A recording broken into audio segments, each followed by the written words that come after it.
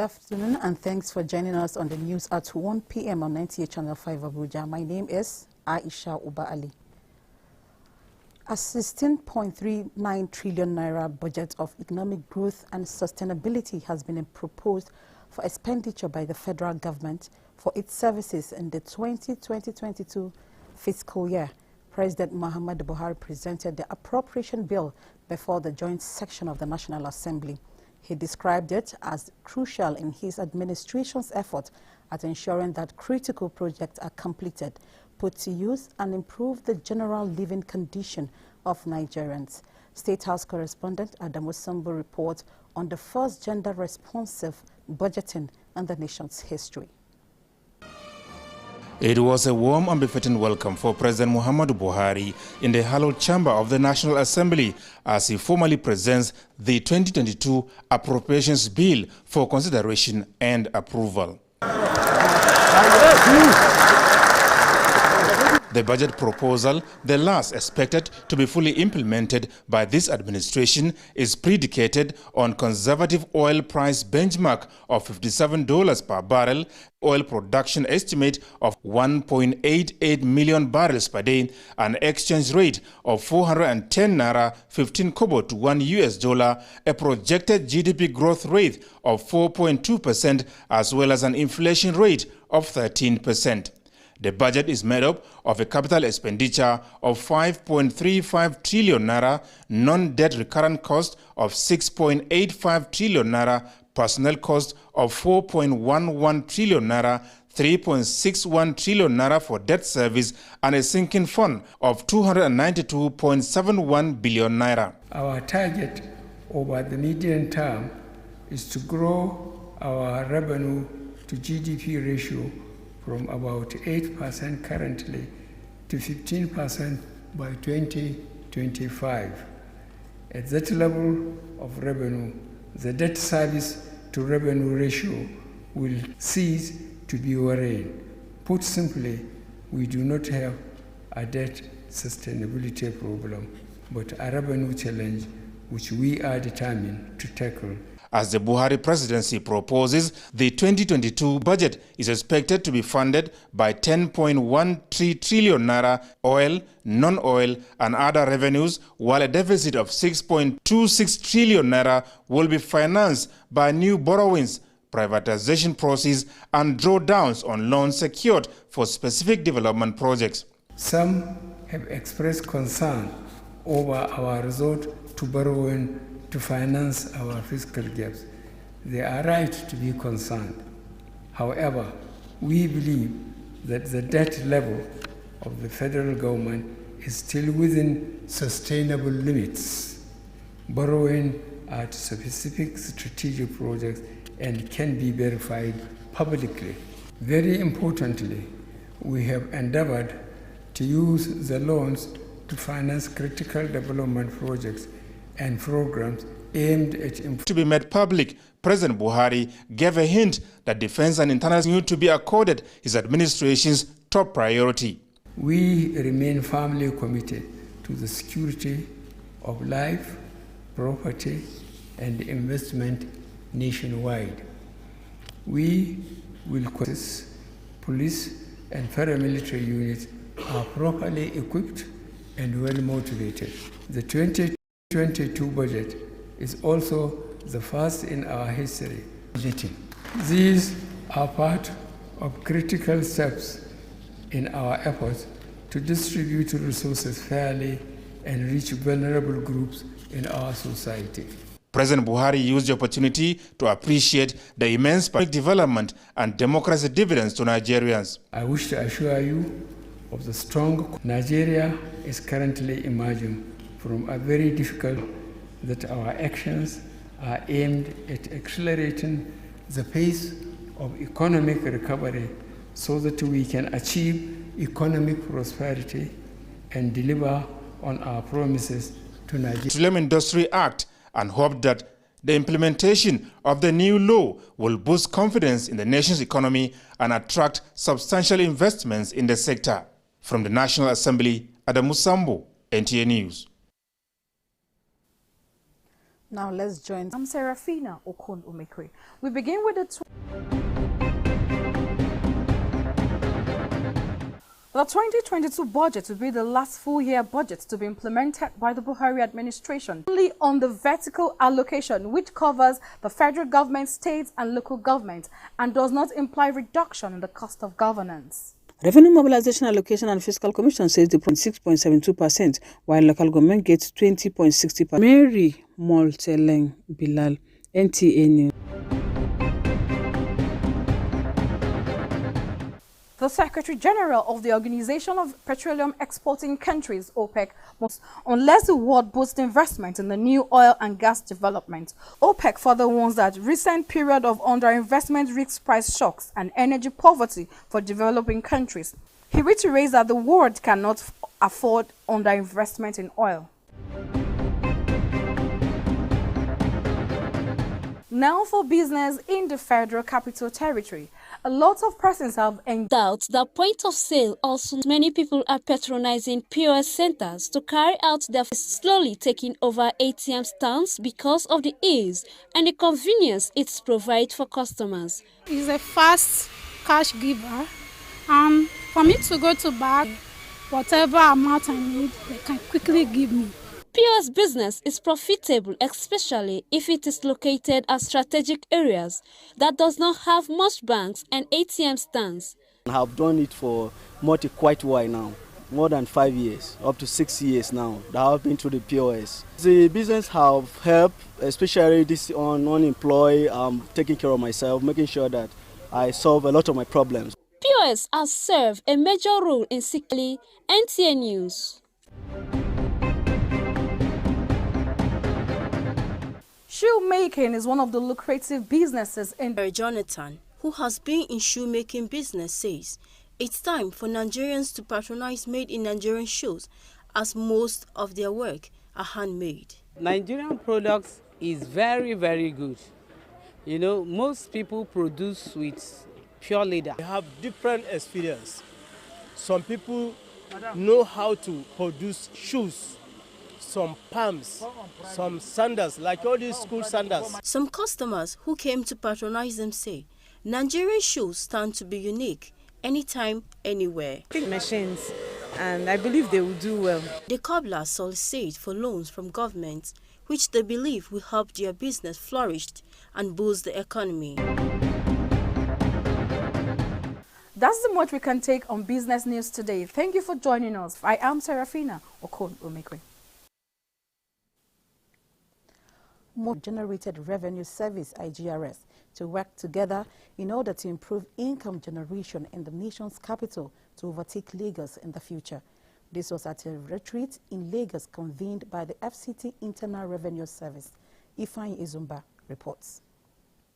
While emphasizing the need for the FCT to fast-track revenue generation, FCT administration represented by the Permanent Secretary Olushade Adeshola affirmed that the federal capital is not doing badly, but that stakeholders should collaborate, exchange information and service content to improve revenue in the FCT. That as a critical parameter in the determination or measurement of ease of doing business of the state, we want to promote ease of doing business. We want to make FCT a very attractive city for doing business and for investment. This is the only way we can grow the capital territory. They have tried to now develop their own systems and everything, and part of this retreat is to harmonize a strategy of harmonizing all their revenue base into a properly configured strategy that will enable them to even generate more.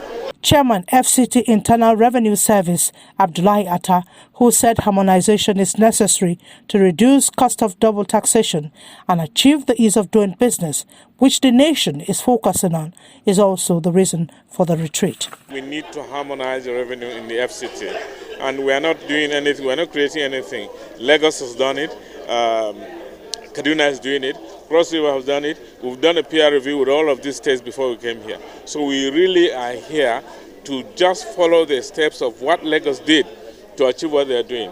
And like I've said in my opening speech, that we intend, after learning from Lagos, to do better and probably push Lagos higher. And would an attempt to even overtake Lagos. The chairman FCT Internal Revenue Service also revealed that the FCT administration is perfecting efforts on its property tax bill, saying despite the pandemic last year, his organization was able to improve revenue. Local government salient issues dominate discussions at this town hall meeting by the Country Review Mission. Stakeholders proffer ways on how to address socio-economic challenges confronting the nation. Traditional rulers were regarded as the closest people to the people.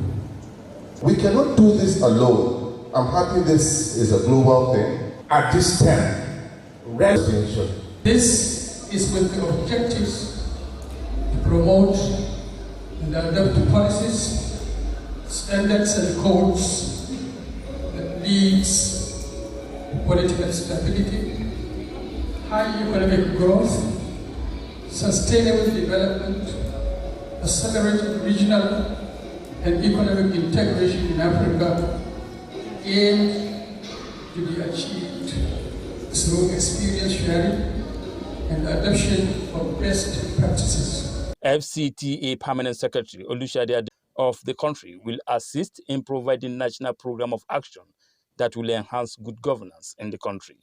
This meeting has brought together relevant sectoral stakeholders to discuss the country's self-assessment report in FCT for the completion and conclusion of the validation exercise as endorsed by Mr. President and the Federal Executive Council of 23rd of June 2021. The peer review mechanism is a platform that works as a voluntary partnership with civil societies and private sector with the aim of brainstorming on how to ensure good governance and to strengthen democracy. Shuaibu Onozeyakubu, NTA News.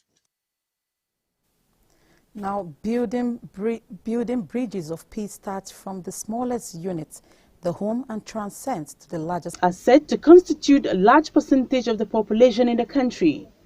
For a nation to be peaceful, this category of people must be nurtured to preach peace, talk peace, and live peace. Fauziat, Oheha, and Blessing, all teenagers, are already living the dreams of the Youth Education and Peace Initiative YEPI. When youths are given reasonable employment, they will not be easily manipulated to go into thuggery, and therefore peace will reign. If we could employ highly trained cyber security analysts and computer programmers who would make sure that every information being placed on the internet is well verified, credible. So we want to give them the opportunity to interact in such a manner that we appreciate our humanity beyond the differences we have actually created for ourselves. The conference gave an insight to students to be known for something good and also to take advantage of the digital space for positive reasons. Veteran broadcaster Eugenia Abu and Group Captain Lawal of the Nigerian Air Force concord that peace can be achieved without much struggle if the right values are inculcated. So they should promote that entrepreneurship spirit. They should encourage their colleagues to be more unified. They should talk about Nigeria in more positive terms because Nigeria has so many good things that other nations will want to come. The children. Tessie Omeri, NTA News. You're still watching the news at 1 p.m. on NTA Channel 5 Abuja. We'll be back with more reports after this break.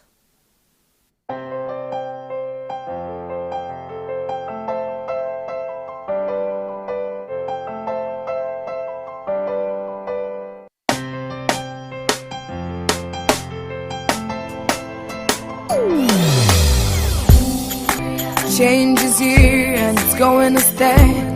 Change begins with me. Oh yeah, make we go. Go to so let the change begin from within.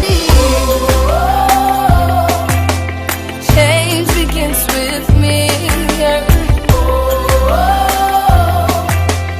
Change begins with me. Change begins.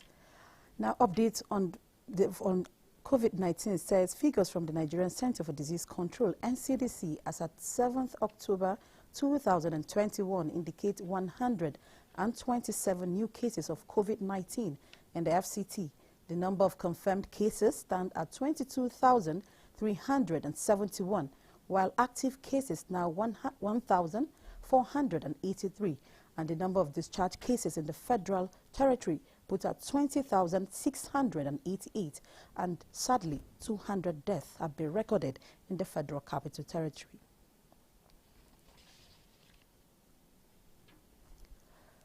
Strengthened community initiative for enhanced safety of lives and property of residents in the FCT can be achieved if the people come together to support the service providers. This came to the fore at the presentation of 9 patrol vehicles to the Life Camp Police Division by the Cafe District Stakeholders Forum. Elias Onoto Yakubo reports. Insecurity in recent time has become a major issue of concern amongst the populace, a situation which has left no particular location unvisited. In addressing the challenge, experts advocated the need to strengthen fraternity and synergy between security agencies and the people they serve to aid quick realization of target objectives. This particular initiative is what residents of Cafe District in Life Camp has embraced through the donation of this Toyota Highlander, fully equipped, to the FCT police to aid patrol and surveillance in Life Camp area. Cafe District in particular was unfortunate to have witnessed a few security incidents in the recent past, including kidnap attempts. It became necessary to augment the efforts of the police, particularly in the area of patrol and surveillance. Deputy Commissioner of Police Operations, Bennett Igwe, represented the command to receive the logistic support with a pledge for its adequate and immediate utilization for service delivery. We have not kept quiet. We have been policing them. We are very happy to receive it.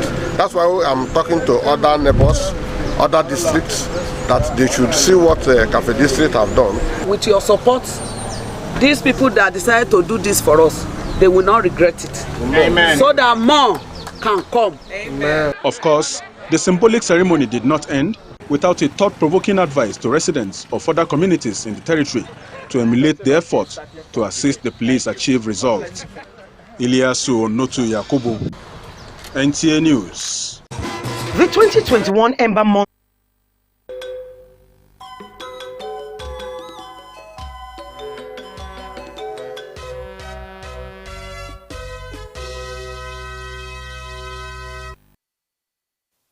And on sports, head coach Gennett Rowe believes his team will redeem their Indian Republic women team 4-0. Let's join Fever Amino for more on Sports Brief. Fans were bitterly disappointed with the Super Eagles players following the team's lackluster performance against Central African Republic in the 2022 World Cup qualifier at the Teslim Balogun Stadium, Lagos. The Eagles suffered a shock 1-0 defeat to end their 100% start to the World Cup qualifiers. The defeat also cut Nigerians' lead on top of Group C to just 2 points after 3 matches, but they will have another chance to avenge the defeat when both sides clash on Sunday. Meanwhile, the Nigerian Falconet, two-time runner-up of the FIFA Under-20 Women's World Cup, has floored their counterparts, the Central African Republic Women's Under-20 team, winning 4-0 on second leg at the Mobolaji Johnson Arena, Lagos, after a 7-0 win on the first leg in Douala.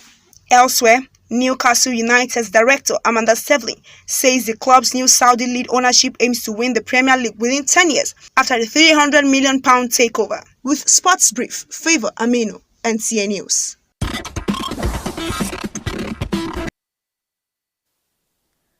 The death has been announced of Matthias Ade Okwe, a prolific journalist who passed away on 14th of September 2021, and a burial arrangement assigned by John Okwe on behalf of the family states that the body of the deceased will depart Abuja on 8th of October 2021 for his hometown, Ablezang, Obanin-Luku, Cross River State. Thereafter, on 9th October 2021, interment will be held at his residence, 13th Mission Road, Blezang, Bishiri, Southward, Obanin-Luku local government area of Cross River State. May his gentle soul rest in perfect peace. And is on that note, we conclude the 1 p.m. news on NTL Channel 5 Abuja. But do remember that the Delta variant of COVID-19 is more deadly. Please adhere to the safety protocols to keep safe. My name is Aisha Uba Ali. Good afternoon.